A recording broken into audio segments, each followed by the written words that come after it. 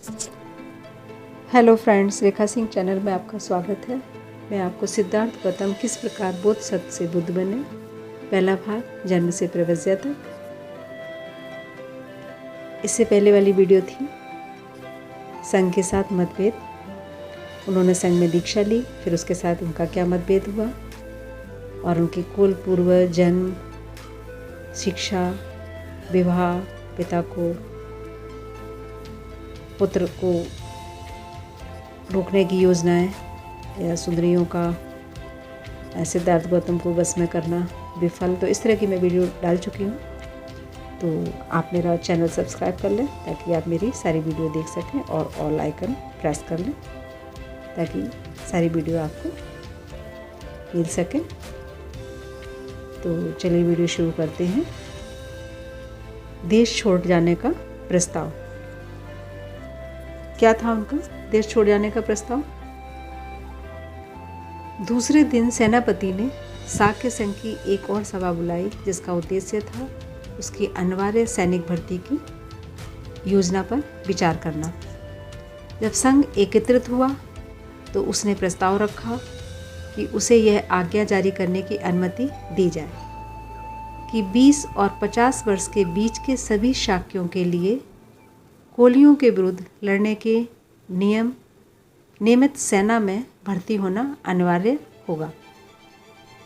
सभा में दोनों पक्ष उपस्थित थे, वे भी जिन्होंने संघ की पहली सभा में युद्ध घोषणा के पक्ष में मत दिया था और वे भी जिन्होंने इसके विरुद्ध मत दिया था। जिन्होंने इसके पक्ष में मत दिया था उनके लिए सेनापति का प्रस्ताव स्वीकार करने में कोई कठिनाई नहीं थी। यह उनके पूर्ण निर्णय का स्वाभाविक परिणाम था, यानी उन्हें पहले भी वो सहमति में थे और अब भी तो उन्हें कोई दिक्कत नहीं उठानी पड़ रही। लेकिन जिस अल्पमत ने उक्त निर्णय के विरुद्ध मत दिया था उसके सामने यह समस्या थी। वह समस्या थी बहुमत के निर्णय के आगे झुका जाए अथवा नहीं। अल्पमत का दृढ़ संकल्प था कि बहुमत के आगे नहीं झुका जाए, क्योंकि वो पहले भी विरोध में थे और अभी भी वो विरोध में ही खड़े हुए थे। यही कारण था कि उन्होंने उस सभा में उपस्थित रहने का निर्णय किया था। दुर्भाग्यवश वे किसी में यह साहस नहीं था कि इस बात को खुलकर कह सकता, क्योंकि वो भली भांति जानते थे कि बहुमत का विरोध करने के परिणाम बहुत भयानक भोगने पड़ेंगे, इसलिए वो खुलकर विरोध भी नहीं कर पा रहे थे। यह देखकर कि उसके समर्थक मौन बैठे हैं, सिद्धार्थ खड़े हुए और उन्होंने संघ को संबोधित करते हुए कहा, मित्रों, आप जो चाहें सो करें। आपके साथ बहुमत है, लेकिन मुझे खेद के साथ यह कहना पड़ रहा है कि मैं अनिवार्य सैनिक भर्ती का विरोध करूंगा। मैं आपकी सेना में सम्मिलित नहीं होऊंगा और मैं युद्ध में भी भाग नहीं लूंगा।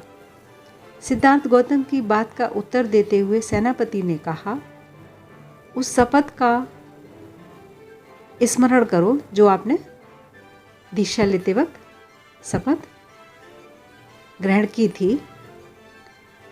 क्या थी वो शपथ? कि जो तुमने संघ का सदस्य बनते समय ग्रहण की थी, यदि तुम उनमें से किसी एक का भी पालन ना करोगे तो तुम सार्वजनिक निंदा के भाजन बनोगे। सिद्धार्थ ने उत्तर दिया, हाँ, मैंने अपने तन, मन और धन से शाक्यों के हितों की रक्षा करने का वचन दिया था, लेकिन मैं नहीं समझता कि यह युद्ध शाक्यों के हित में है। शाक्यों के हित के मुकाबले में सार्वजनिक निंदा का मेरे लिए कोई मूल्य नहीं, यानी मेरे लिए शाक्यों का हित ज़्यादा ज़रूरी है। मेरी निंदा होती है तो हो जाए, उससे मुझे कोई फ़र्क नहीं पड़ता। सिद्धार्थ ने संघ को समाधान करते हुए याद दिलाई कि किस प्रकार कोलियों से निरंतर झगड़ते रहने के कारण शाक्य संघ बहुत कुछ कौशल राज के अधीन हो गया है। इसकी कल्पना करना कठिन नहीं है कि यह युद्ध शाक्य संघ की स्वतंत्रता को और भी कम करने के लिए कौशल राज को एक और अवसर प्रदान करेगा।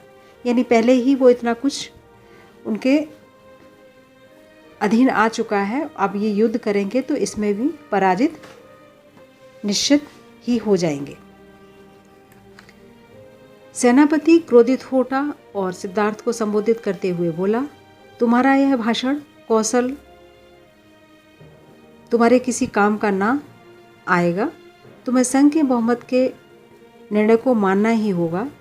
शायद तुम्हें इस बात का बहुत भरोसा है कि कौशल राज की अनुमति के बिना संघ अपनी आज्ञा की अवहेलना करने वाले को फांसी या देश निकाले का दंड नहीं दे सकता, और यदि इनमें से कोई भी एक दंड तुम्हें दिया जाए तो कौशल राज्य इसकी अनुमति नहीं देगा। लेकिन याद रखो कि तुम्हें दंड देने के लिए संघ के पास और भी तरीके हैं। संघ तुम्हारे परिवार के सामाजिक बहिष्कार की घोषणा कर सकता है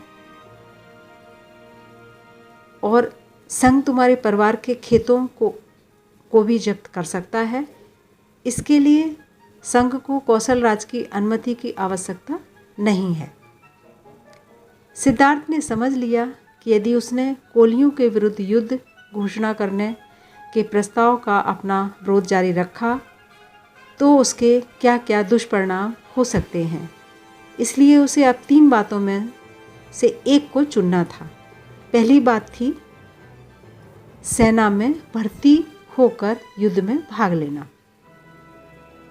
दूसरी बात थी फांसी पर लटकना या देश निकाला स्वीकार करना।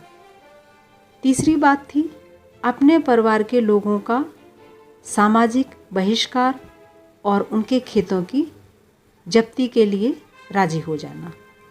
तो ये 3 शर्तें थीं जिनमें से एक शर्त तो उनको माननी ही पड़ेगी। वह पहली बात किसी भी हालत में स्वीकार न करने के लिए दृढ़ संकल्प था। पहली बात क्या थी? सेना में भर्ती होकर युद्ध में भाग लेना। तो इस बात से तो वो पूरी तरह से उन्होंने दृढ़ संकल्प ले लिया था कि मैं ये काम बिल्कुल भी नहीं कर सकता। और तीसरी बात थी अपने परिवार के लोगों का सामाजिक बहिष्कार और उनके खेतों की जब्ती के लिए राजी हो जाना। तो तीसरी बात भी वो किसी तरह से भी मानने के लिए नहीं तैयार थे कि उनका परिवार का बहिष्कार किया जाए और उनके सारी खेती को जब्त कर लिया जाए, संघ के अधीन हो जाए। तो ये बात नहीं वो मानने के लिए तैयार थे। लेकिन जो दूसरी बात थी फांसी पर लटकना या देश निकाला स्वीकार करना।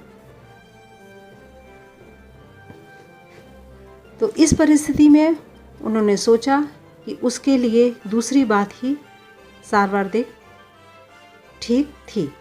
पहली और तीसरी तो वो किसी हालत में नहीं मान सकते थे, लेकिन जो दूसरी बात थी फांसी पर लटकना या देश निकालना स्वीकार करना। तदनुसार सिद्धार्थ गौतम ने संघ को संबोधित करते हुए कहा, कृपया आप मेरे परिवार को दंडित ना करें, सामाजिक बहिष्कार द्वारा उन्हें कष्ट ना दें, उनके खेत जब्त करके उन्हें जीविका विहीन ना करें। वे निर्दोष हैं, दोषी तो मैं हूँ। मुझे अकेले ही अपनी गलती का दंड भोगने दीजिए। चाहें तो आप मुझे फांसी पर लटका दें और चाहें तो आप मुझे देश निकाला दे दें। मैं स्वेच्छा से इसे स्वीकार कर लूँगा और मैं वचन देता हूँ कि मैं इसकी अपील कौशल राज से भी नहीं करूँगा। तो ये था सिद्धार्थ गौतम का देश छोड़ जाने का प्रस्ताव।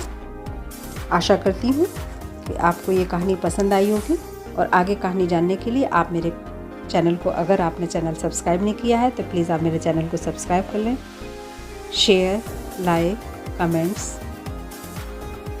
Thanks for watching.